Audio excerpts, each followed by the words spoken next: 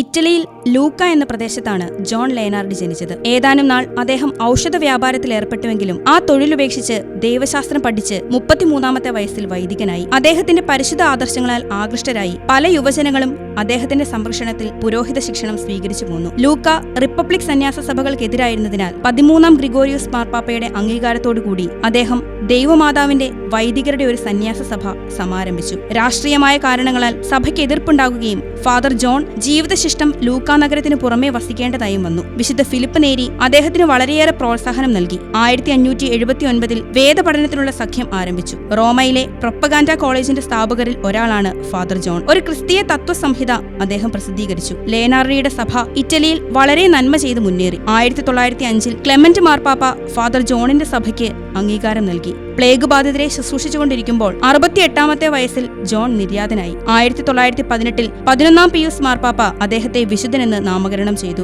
വിശുദ്ധ ജോൺ ലേനാർഡി ഞങ്ങൾക്ക് വേണ്ടി പ്രാർത്ഥിക്കണമേ.